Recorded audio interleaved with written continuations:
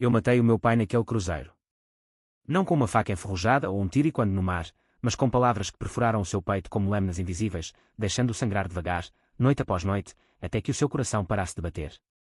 Ele merecia cada sílaba, porque o homem que eu idolatrava como um farol na escuridão de Lisboa era, na verdade, um impostor que havia destruído a minha mãe antes mesmo de eu aprender a andar. E agora, aos 65 anos dele, eu ia fazer com que ele revivesse cada mentira, cada traição, até implorar pela misericórdia que nunca concedeu a nós. O sol de verão batia impiedoso no Tejo enquanto eu assinava o contrato do cruzeiro, o ar salgado misturando-se ao cheiro de pastéis de nata da confeitaria ao lado. Eu imaginava o rosto dele, enrugado mas ainda forte como o vinho do Douro, iluminando-se com a surpresa. Para os teus 65, pai, eu diria, entregando o envelope dourado. Mas no fundo, eu já carregava o veneno, uma pasta de documentos amarelados, fotos desbotadas e gravações que provavam tudo. Ele não sabia que o presente era uma armadilha, um palco flutuante onde eu o despiria no perante Deus e os convidados. O dia começou como tantos outros em Alfama, com o eco das fado nas ruas estreitas e o cheiro de sardinha assada subindo das varandas.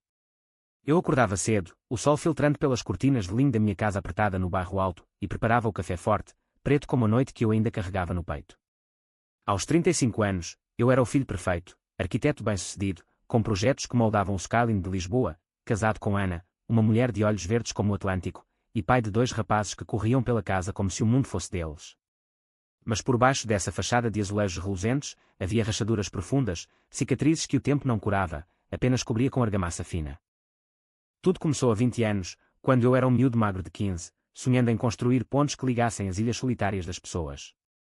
O meu pai, Manuel, era o pilar da família, pescador virado empresário de importações de vinho, com mãos calejadas que contavam histórias de tempestades no Cabo da Roca.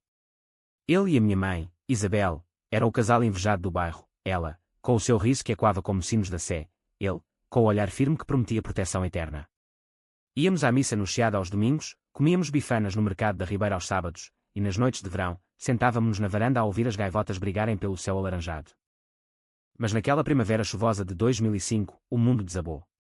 Eu voltei da escola mais cedo, o casaco encharcado grudando à pele, e encontrei a minha mãe no chão da cozinha, os joelhos dobrados contra o peito, soluçando como se o coração lhe tivesse sido arrancado.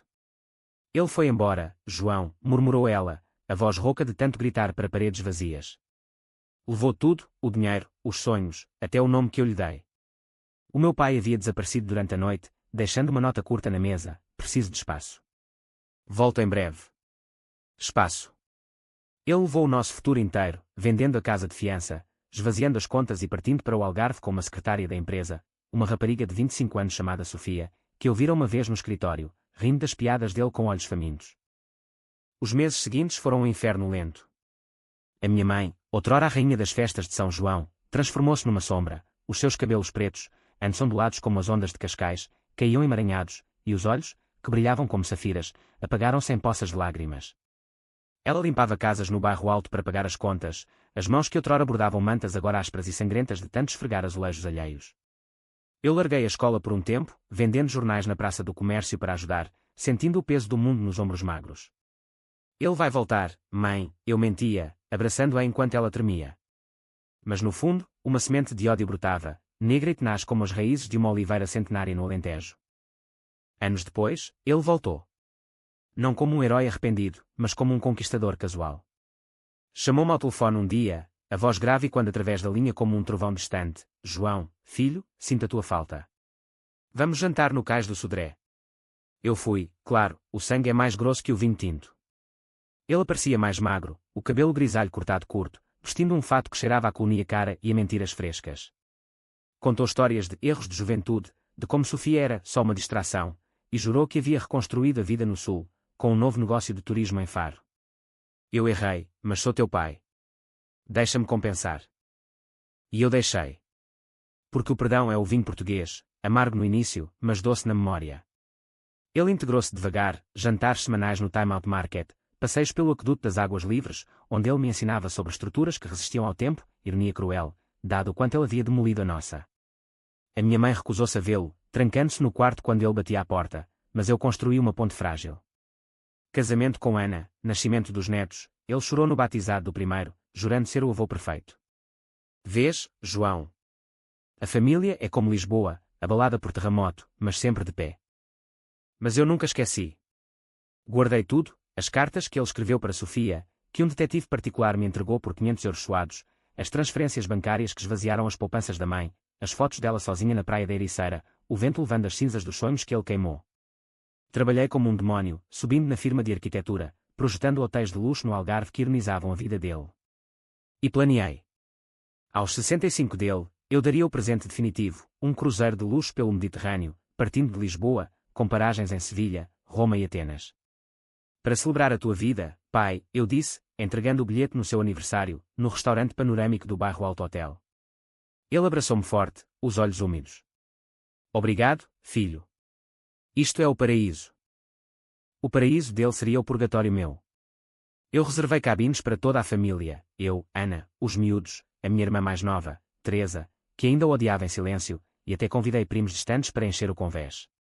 Mas o verdadeiro golpe estava na mala, uma gravação de áudio da mãe, fraca mas lúcida, contando cada detalhe da traição, documentos provando que ele tivera outro filho com Sofia, um rapaz de 18 anos que vivia em Faro, ignorante do avô rico, e uma carta selada para ele, escrita por ela antes de morrer de cancro 2 anos atrás, perdoando-o publicamente mas expondo-o para sempre. O navio, o Aurora do Atlântico, era um monstro branco ancorado no cais de Alcântara, com piscinas reluzentes e bares onde o vinho fluía como o Tejo. Subimos a bordo naquela manhã de junho, o ar quente carregado de expectativa. O pai caminhava à frente, o peito inchado de orgulho, acenando para os marinheiros como se fosse o capitão. Eu sorria, carregando a mala pesada, sentindo o peso da vingança como uma âncora no estômago. Ana apertou a minha mão. Estás bem, amor? Pareces distante. Só animado, menti, beijando-a enquanto o apito suave em Lisboa se afastava devagar, as 7 colinas encolhendo no horizonte. Na primeira noite, durante o jantar de gala no salão principal, com lustres de cristal refletindo o mar negro lá fora, eu servi o vinho, um tinto robusto do Douro, o preferido dele. Brindámos à saúde, à família, à vida. Ele ergueu o copo, aos 65 anos, e ao melhor filho que um homem pode ter. Os olhares viraram-se para mim, e eu sorri, mas por dentro, o relógio ticava. Amanhã, em alto mar, eu começaria. Não com fúria cega, mas com precisão cirúrgica, como um arquiteto demolindo uma estrutura podre para erguer algo verdadeiro. Ele não morreria de imediato, não. A verdadeira morte vem devagar, em camadas de verdade que corroem a alma. Enquanto a orquestra tocava um fado moderno, suave como seda rasgada, eu observava-o dançar com Teresa, a mão na cintura dela, sussurrando desculpas antigas. Ela retesou-se, mas sorriu por mim. Os miúdos corriam pelo convés, rindo das estrelas que salpicavam o céu. Ana adormeceu no ombro meu, o cheiro dela à lavanda misturando-se ao sal. E eu? Eu velava, a pasta escondida no cofre da cabina, esperando o momento. Porque a vingança não é um fogo rápido, é uma maré alta que afoga aos poucos, deixando o homem nu na areia, suplicando pelo ar que ele mesmo negou. Os dias seguintes foram uma dança delicada de normalidade fingida. De manhã, mergulhávamos na piscina infinita, o mar azul estendendo-se até onde a vista alcançava, enquanto o pai contava anedotas de pescarias no Sado, exagerando os peixes como se fossem monstros míticos. Lembras-te, João? Aquela vez em que puxámos um atum que pesava mais que tu. Eu ria, mas os meus olhos traíam, fixavam-se nas rugas dele, nas mãos que outrora apertaram as de Sofia em vez das da mãe. À tarde, parávamos em portos exóticos, primeiro, Cádiz, com as suas fortalezas douradas pelo sol, onde comprei souvenirs para os miúdos e uma garrafa de xerez que guardei para o clímax. Ele estava no auge da felicidade, bronzeado e relaxado, flertando inocentemente com as passageiras idosas no bar do spa. A idade é só um número, não é, João? Aos 65, sinto-me com 40.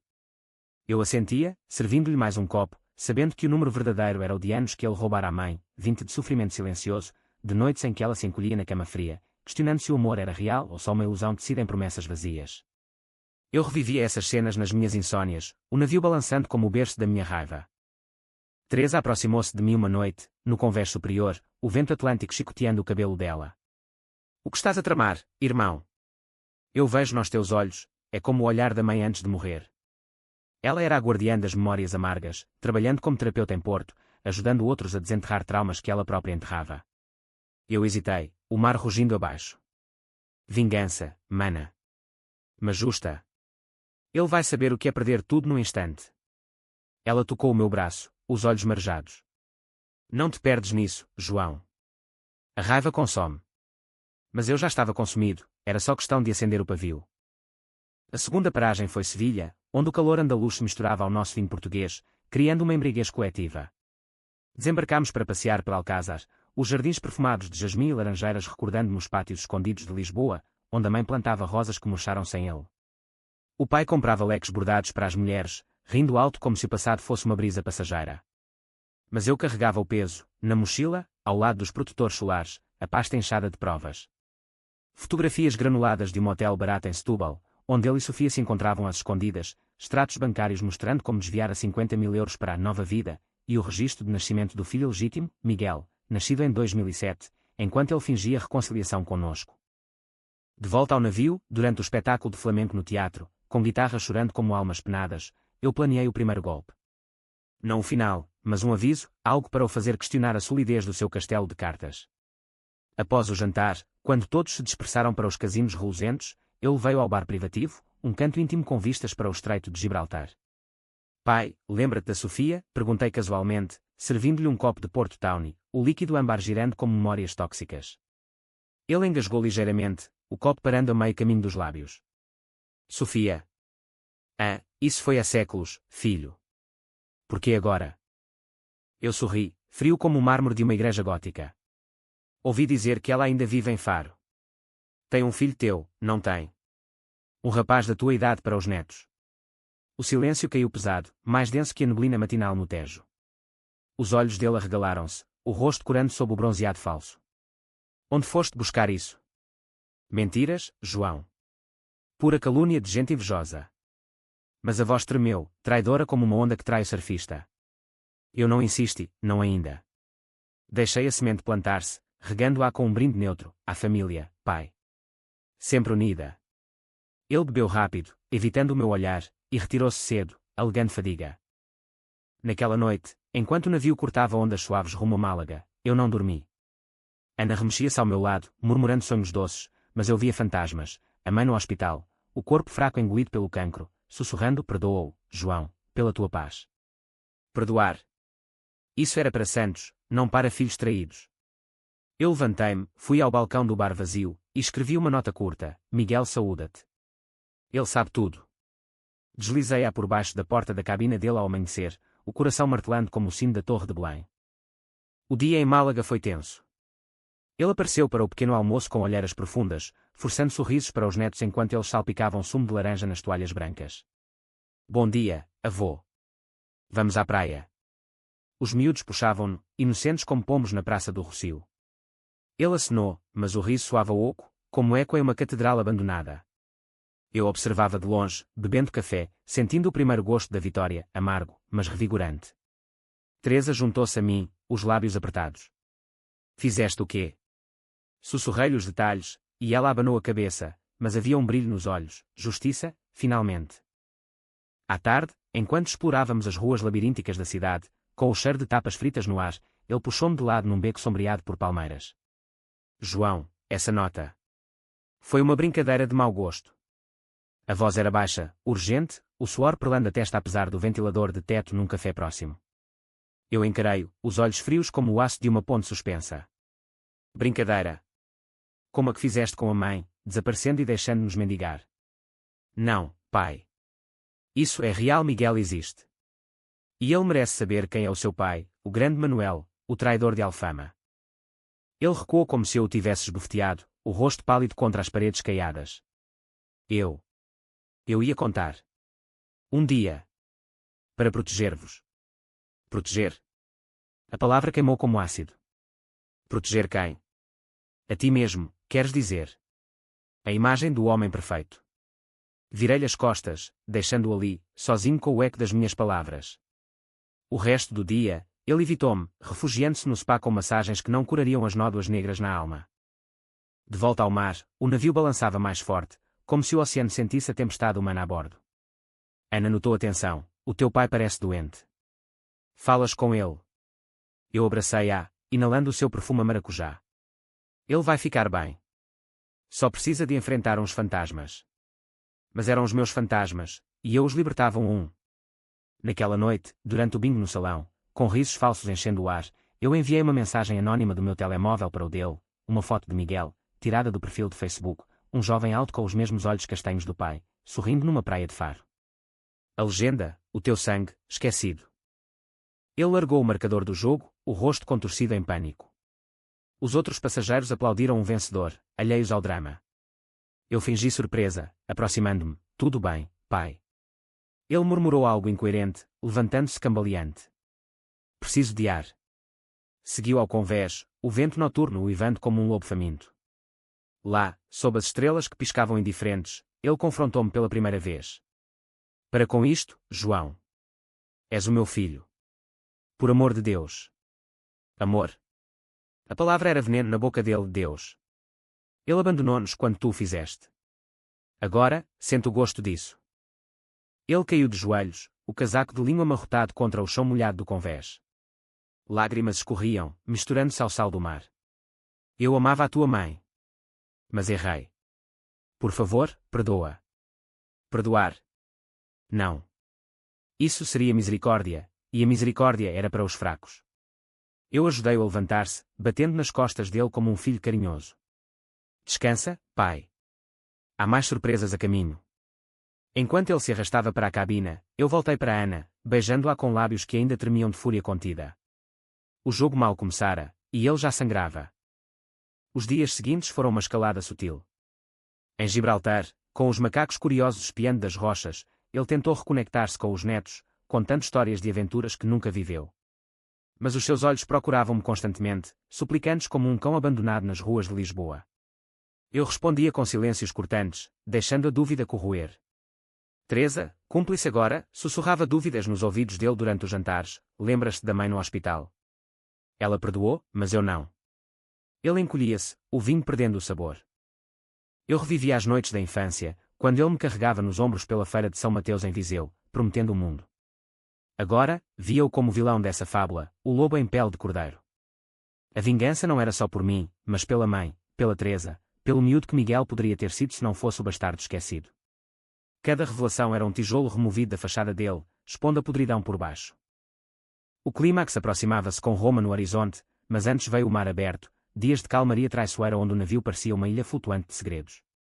Eu acordava cedo, antes do sol tingir o céu de rosa como os morros de Sintra, e subia ao ginásio, correndo na passadeira enquanto o oceano rolava lá embaixo.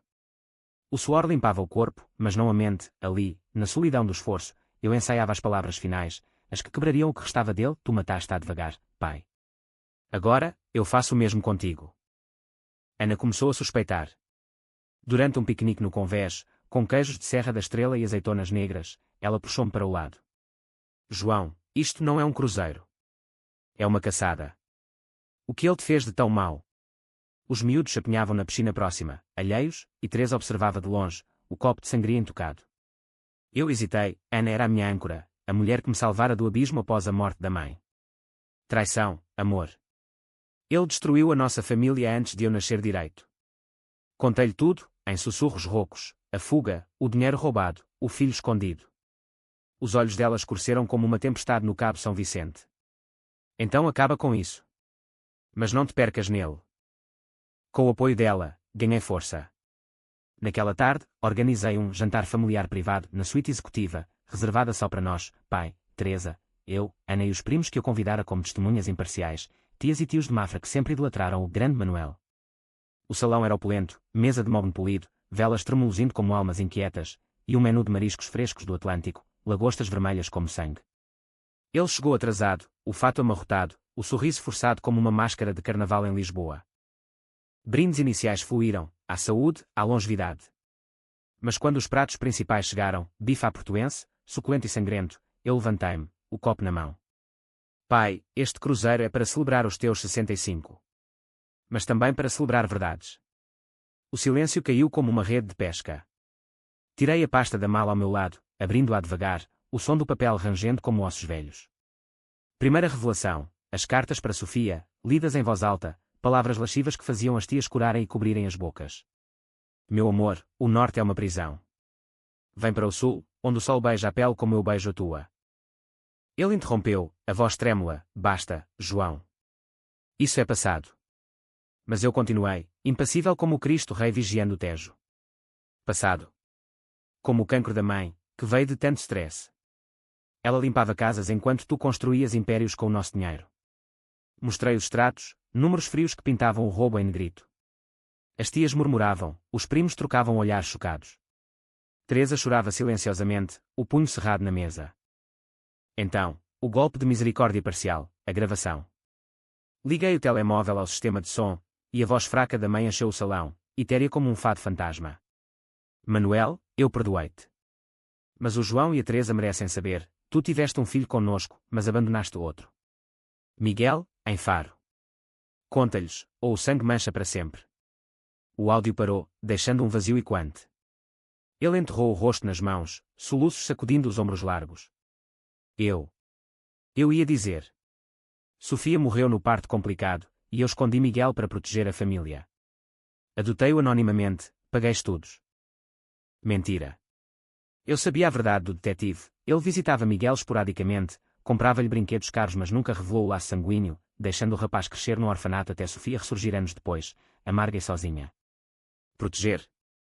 Tu foste um cobarde, cuspi, a voz baixa mas afiada como uma navalha de barbearia em Alfama. As tias levantaram-se, murmurando despedidas gélidas. Manuel, como pudeste? Primou o ombro dele, mas o gesto era de pena, não de solidariedade. Ele implorou, de joelhos no tapete persa, João, por favor. Eu amo-vos. Deixa-me explicar a Miguel. Mas os olhos dele eram poços de desespero, e eu senti o primeiro vislumbre de arrependimento, não pela vingança, mas pela profundidade do abismo que cavara. Ana tocou a minha mão debaixo da mesa, ancorando-me. Teresa falou pela primeira vez, explicar. Tu mataste a mãe com o teu silêncio. Agora, sente o nosso. Saímos em grupo, deixando-o ali, sozinho com os restos do jantar e o peso das verdades expostas. Naquela noite, o navio encontrou uma tormenta leve, ondas batendo contra o casco como punhos furiosos. Eu caminhei pelo convés, o vento encharcando a camisola, sentindo a catarse misturar-se à náusea. Ana encontrou-me encostada ao corrimão, o mar negro engolindo estrelas caídas. Acabaste? Perguntou, abraçando-me por trás. Quase. Há mais, a carta dela. Mas por agora, o silêncio era suficiente. Ele batia à porta da minha cabine horas depois, a voz embargada, deixa-me entrar, filho. Eu confesso tudo. Ignorei, deitando-me ao lado de Ana, o corpo dela quente contra o frio da minha alma. Roma amanheceu dourada, o Coliseu erguendo-se como um esqueleto de impérios caídos, metáfora perfeita para o pai. Desembarcámos, mas ele ficou a bordo, alegando enjoo. Eu explorei a cidade com a família, comendo gelato na Fontana di Trevi, jogando moedas para desejos que não incluíam ele. Mas o telemóvel vibrou, uma mensagem dele, eu contactei Miguel. Ele vem a bordo em Nápoles. Confronta-me lá, se quiseres. O anzol perfeito. Eu respondi, vem. A família cresce. A pressão montava. Teresa confidenciou-me no fórum romano, entre colunas partidas, sinto pena dele agora. Mas é tarde. Pena? Eu senti a justiça, crua como o azeite virgem do Alentejo. Os miúdos perguntavam pelo avô, e eu mentia sorrindo, ele está a descansar para a grande surpresa. A vingança tornava-se uma teia, envolvendo todos, mas eu era o aranha, paciente e letal. De volta ao navio, a rotina fingida continuou, aulas de yoga no sol poente, coquetéis no bar panorâmico. Mas ele era um fantasma, pálido, evitando olhares, bebendo sozinho. Uma noite, encontrei no casino, apostando fichas em roleta como se desafiasse o destino. Verde, por favor, murmurava, o número da sorte da mãe. A bola parou no vermelho. Ele perdeu tudo. Como a vida, disse eu, sentando-me ao lado. Perdeste-nos há 20 anos. Ele virou-se, os olhos enestados, tu queres destruir-me, não é? Por que agora? Porque aos 65, deves colher o que semeaste. E a colheita é amarga. Nápoles surgiu como um caos vivo, o Vesúvio pairando ameaçador no fundo, vulcão adormecido que acordava memórias de erupções passadas, como a da nossa família. Miguel chegaria ali, num hidroavião fretado que eu paguei anonimamente, o rapaz de 18 anos desembarcando com uma mochila e olhos curiosos, sem saber o inferno que o esperava. Eu preparara-o por mensagens falsas, fingindo ser um amigo do pai, vem conhecer o teu sangue. Ele quer-te na vida dele agora. Inocente, ele mordeu o isco, voando de faro com o coração aberto como as portas de uma tasca napolitana. O pai soube da chegada e enlouqueceu. Bateu à minha porta ao amanhecer, o rosto inchado de noites insones. Tu fizeste isto. Contactaste o miúdo. Eu abri a porta devagar, Ana ainda dormindo atrás de mim. Sim. Ele merece a verdade.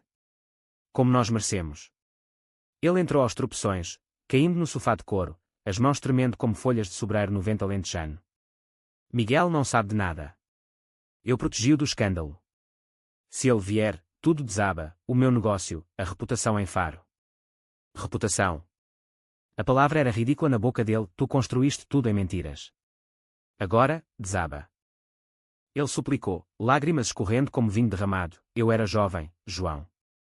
Pressões do trabalho, a crise económica de 2000. Sofia era uma fuga, não um plano. Fuga. A mãe não tivera fugas, só noites sozinha, rezando para Nossa Senhora de Fátima por um milagre que nunca veio. Jovem. Tinhas 45, pai. Velho o suficiente para escolher. Mandei-o embora, trancando a porta, mas o seu choro ecoou pelo corredor como um réquiem. Miguel chegou ao meio-dia, um jovem alto e magro, com o cabelo escuro bagunçado pelo voo e uma t-shirt desbotada dos Beatles, ironia, dado o quanto o pai odiava rock, preferindo fado melancólico. Encontrei-o no cais, fingindo ser o organizador do cruzeiro. Bem-vindo, Miguel. O teu familiar espera-te a bordo. Ele sorriu tímido, o sotaque algarvio suave como areia fina. O meu pai. Ele é mesmo quem diz ser. Eu assenti, guiando-o pela rampa, o coração apertado pela inocência dele, mais uma vítima do egoísmo do Manuel. O reencontro foi no salão de baile, vazio àquela hora, com o sol filtrando pelas janelas panorâmicas, pintando o chão de mosaico em tons dourados. O pai esperava, de pé junto à pista de dança, o fato cinzento pendente como pele solta. Quando Miguel entrou, hesitante, ele correu, abraçando-o como se o mar o tivesse devolvido. Filho. Meu Deus, és igual a mim na tua idade. Miguel retesou-se, confuso, pai. O senhor é, o Manuel. Perguntas tropeçavam, e o pai despejou, a gravidez surpresa, a morte de Sofia em complicações, o abandono para proteger a outra família. Miguel recuou, os olhos arregalados, então por que agora? 18 anos sem uma palavra. Eu observava das sombras, Ana ao meu lado, a mão dela na minha como uma bússola. O pai gaguejou promessas, eu paguei tudo, escola, casa. Mas o escândalo. Miguel riu, amargo, escola. Eu cresci num lar de acolhimento até aos 10, pensando que o meu pai era um fantasma. Sofia mentiu, disse que tinhas morrido.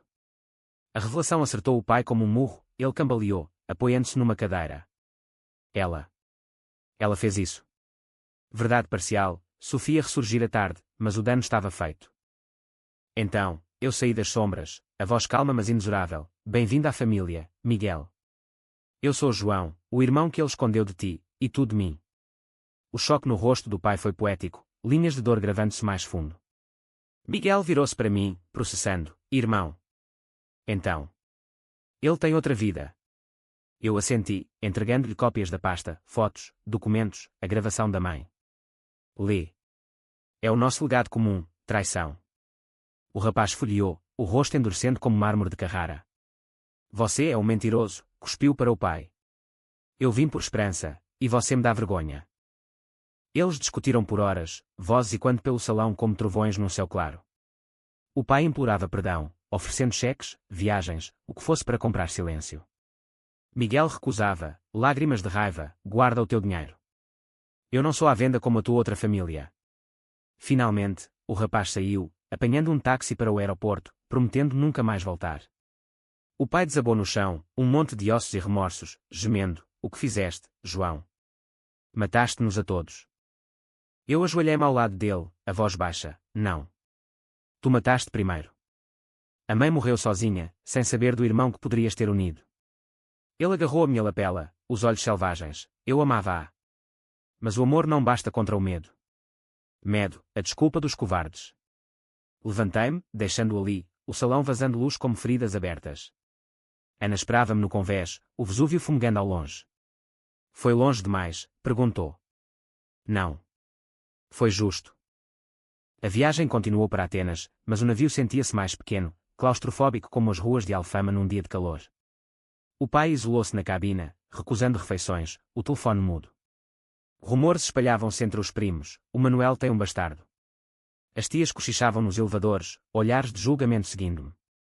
Teresa confrontou-me numa manhã chuvosa, sentes-te melhor agora? Ele é um homem quebrado. Eu olhei para o mar cinzento, ondas como punhos cerrados. Melhor. Não. Mas necessário. A ferida infecciona se não for aberta. Ana e eu passeávamos pelos jardins suspensos do navio, ela grávida agora, notícia que eu guardara para depois. Um bebê novo para curar as velhas dores, disse ela, a mão na barriga. Mas a minha mente vagava para a carta final da mãe, selada na minha mala, a confissão pública que ele leria no último jantar, perante todos os passageiros.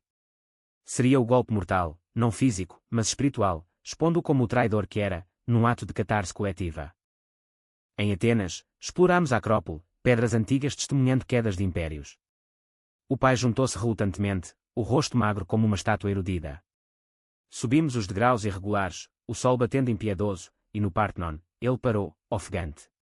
Isto é como nós, João. Construído para durar, mas rachado pelo tempo. Eu parei ao lado, o vento levantando pó. Ou demolido por dentro, por vermos como tu. Ele não respondeu, só olhou para o mar Egeu, infinito e indiferente. De volta, o pai tentou suicídio, não letal, mas um grito de desespero, engoliu comprimidos de calmantes, encontrado pela camareira a tempo. No enfermário, tubos e monitores, ele acordou gemendo o meu nome. Porquê, filho? Porquê tanto ódio? O médico, um grego de barba grisalha, abanou a cabeça, ele precisa de descanso. E de família? Família. Eu era a família agora, o juiz e o carrasco. O regresso ao mar após Atenas foi um limbo salgado, o Mediterrâneo calmo contrastando com a tormenta interna. O pai saiu do enfermário fraco, apoiado em muletas que o faziam parecer um velho prematuro, as pernas tremendo como se o oceano tivesse roubado a firmeza delas. Ele evitava o convés principal, refugiando-se em cantos escuros do navio, onde o sol não chegava, como um penitente em procissão de Nossa Senhora das Dores. Eu via-o de relance, curvado sobre um livro de orações que nunca abrira em vida, murmurando ave-marias que soavam vazias como as promessas de outrora. Ana preocupava-se agora com ele, a gravidez suavizando o seu julgamento. Ele é humano, João. Fraco, mas humano. Acaba com isto antes que nos destrua a todos. Os miúdos sentiam atenção, os jogos deles mais silenciosos, perguntas inocentes pairando, o avô está doente. Quando joga cartas conosco. Eu respondia com meias verdades, distraindo-os com filmes no cinema do navio, mas o ar estava carregado, espesso como umidade antes de uma trovoada no Douro. Teresa, a terapeuta racional, interveio numa tarde no spa, enquanto massagens tentavam amolecer nós que o tempo endurecera. Isto é terapia invertida, irmão. Tu estás a projetar a dor da mãe nele, mas e tu? Quem cura o curandeiro? As palavras acertaram como agulhas de acupuntura.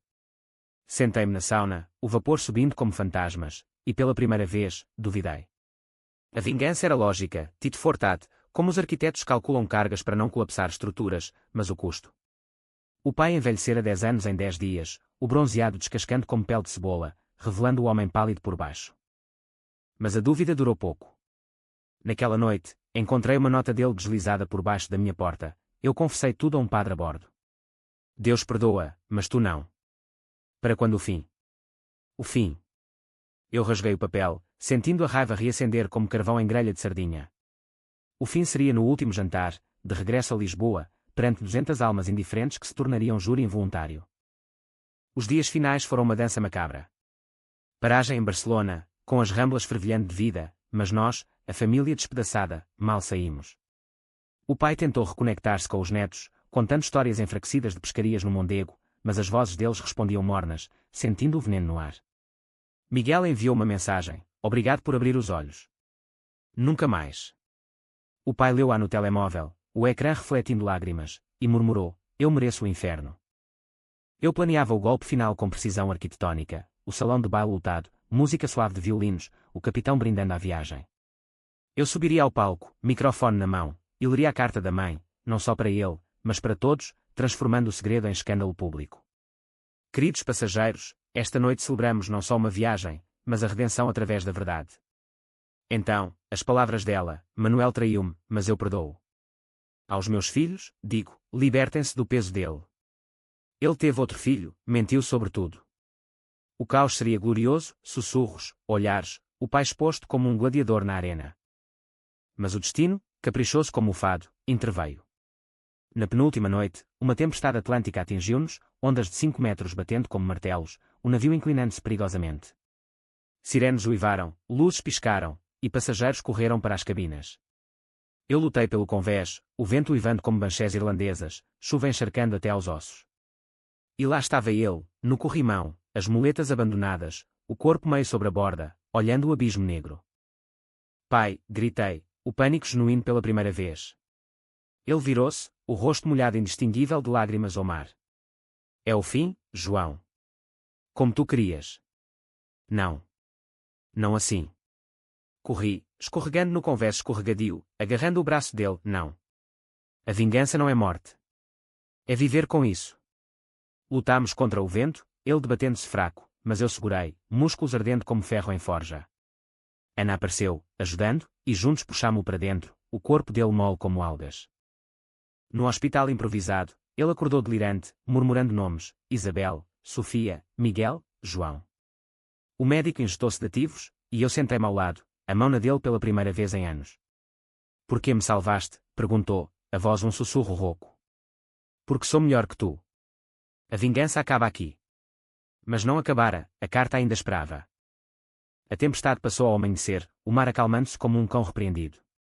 Regressámos a Lisboa sob céu azul, o Tejo brilhando como promessas renovadas.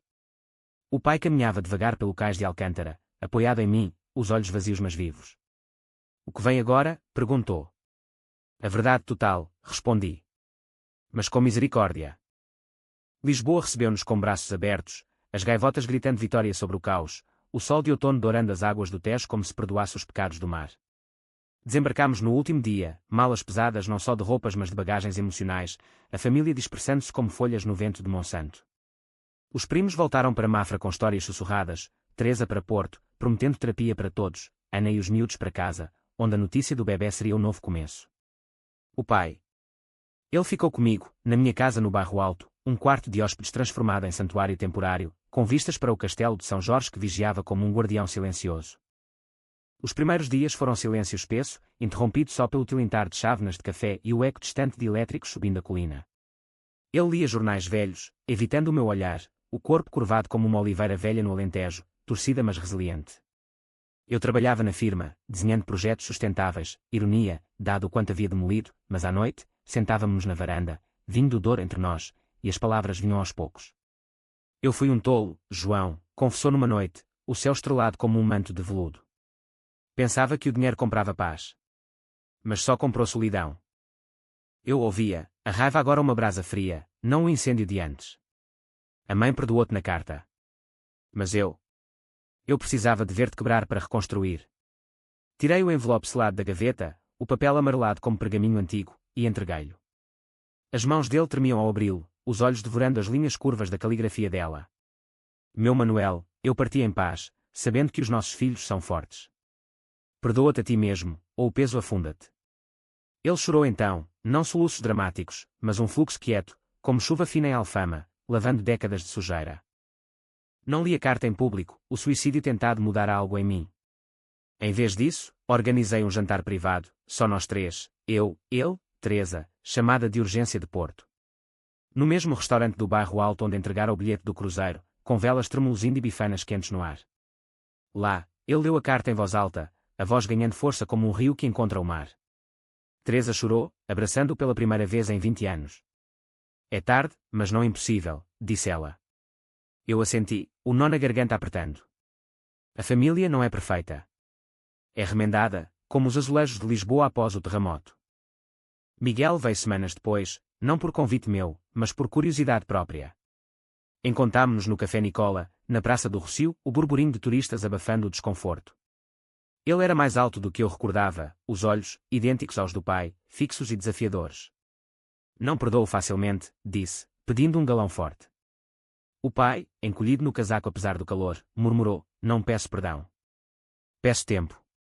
Conversámos horas, histórias entrelaçando-se como fios de uma tapeçaria, a infância roubada de Miguel, as mentiras que nos uniram e separaram. No fim, ele apertou a mão do pai, talvez. Um passo de cada vez. A cura veio devagar, como vinho a maturar em cascos de carvalho. O pai vendeu o negócio em Faro, doando parte para orfanatos no Algarve, redenção prática, não palavras vazias. Mudou-se para um apartamento pequeno em Belém, perto do Mosteiro dos Jerónimos, onde rezava diariamente, não por salvação, mas por paz.